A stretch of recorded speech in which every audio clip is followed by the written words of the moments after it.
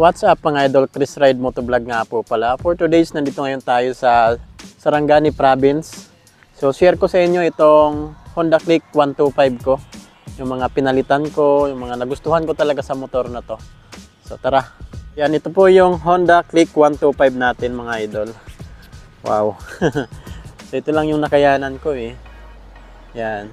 So unang pinalitan ko talaga dito. Yan, pansin nyo naman.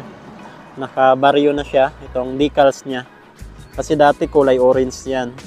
Yan, ngayon kulay pink na. Kasi itong motor na to is para talaga to sa misis ko. Pero hindi pa naman siya marunong or hindi pa naman sa sanay. Ako muna yung gumagamit. So yun, decals yung una kong pinalitan sa motor na to. Pangalawa dyan, itong side mirror. Ayan, mas gusto ko yung ganitong side mirror kasi hindi maalog. Unlike doon sa maraming mga adjust pa katagalan na umaalog yun. Kaya mas preferred ko yung ganitong side mirror. At the same time, naka-curve naman siya. Ayan o. Wow. Okay na okay din yung niya, formahan niya. And then sa mga stickers, ayan. Naglagay na rin pala ako ng matting. Itong click mat. Hindi ko pa sa nalagyan ng adhesive. Yan Bumagay din naman kasi may kuntisang gray dito. Yan, bumagay din naman mga idol. Wow. Bumili na rin pala ako ng flat seat kasi sa misis ko, medyo siya, mababa lang. So, saktong-sakto na. Bumagay nga rin pala yung tahi niya dito. Ayan yung design niya dito sa decals ko. Kaya okay na okay talaga. So pinalitan ko na rin pala ng itong sa bracket sa top box. Ayan Wow. Gusto ko rin yung design kasi nito. Ayan Para kung makabili ako ng top box, diretso lagay na lang. Ayan Tsaka okay din naman yung design niya, napakalinis tingnan. Pulidong-pulido yung pagkakagawa. Ayan Yan. Tapos itong niya, tawag dito.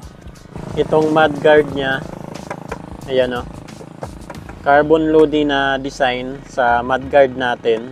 Itong cover niya sa suspension, ayan nilagyan ko na rin siya. Click creasing yung nakalagay dito sa kanya. Yan, bumagay din naman yung kulay. Signal light protector, metal po siya. Ayan madali lang yan ikabit mga idol. Ayan. Metal po siya mga idol. Napaka-formal niya rin. Ayan Parang hindi mo pansin talaga yung metal niya. Sulit na sulit to para sa akin. So yan pa lang yung mga napalitan ko sa motor na to. Yan, ito nga pala ay repo. Nakuha ko to ng repo. Repo 6 unit to. Pero all goods pa naman. Siyempre motovlogger tayo. Marunong din naman tayo tumingin sa motor kung okay pa ba siya. So ito, repo 6 to na nakuha ko. Ang natakbo na ito is 9,000. Nakuha ko lang sa ng 48,000. Itong Honda Click na to. Ayan Ako na lang yung naglagay ng mga dyan, decals, nag-upgrade ng mga accessories. Yan. Itong panel gauge niya, nilagyan ko na rin siya ng protector dito. Di lang halata, ayan Kita pa nga dito. Tapos itong dito sa may susian, ang galing Kasi mabilis yan magasgas or matuklap.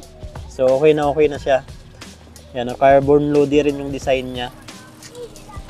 So yan lang yung mga na-upgrade ko talaga sa Honda Click na to. Yan, siyempre nagpalinis na rin ako ng panggilid. Yung sa gulong, okay pa naman yung sa gulong ko.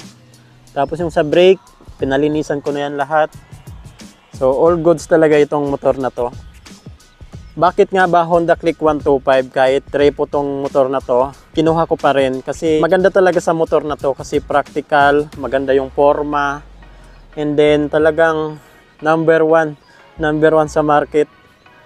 Talagang napakaraming accessories. Performance, maganda rin po talaga yung performance ng Honda Click 125 natin. Kaya pala nagtataka ako, napakaraming naka Honda Click kasi maganda naman talaga yung performance. And sa mga nagbabalak kumuha ng Honda Click 125, the best. So siguro yan na lang yung final upgrade ko ng mga accessories. Hindi naman ako nag-upgrade talaga ng makina. Ayaw ko yung pinapakailaman talaga yung makina. Gusto ko stock talaga. Ayan, yung muffler dapat stock yan. Ganun pa rin yung tunog niyan. So ayaw ko talaga nagpapalit ng mga barbula, mga nagpapalakas ng motor. Gusto ko yung ano lang, yung stock lang talaga. Pero accessories lang ako nagdadagdag talaga mga idol. Bakit nasabi kong practical itong motor na to? Unang-una kasi dyan, pag umiigib ako ng tubig, siyempre may malalagyan na ako dito ng container.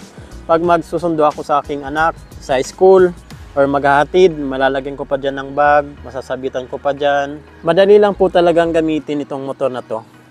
Talagang yung sa handling niya, talagang ano, pang easy ride lang talaga yung handling nito. Kahit sino pwede dito. Lady rider, estudyante.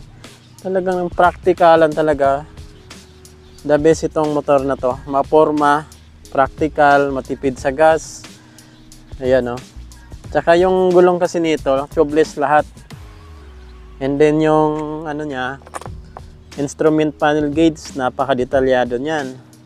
Ayan o. May oras pa yan, voltage, total lang natakbo. Ayan o. Lahat. Okay na okay talaga itong Honda Click. Ayan o. So ayan, Chris Ride Motovlog. Ride safe po tayo palagi. God bless you all.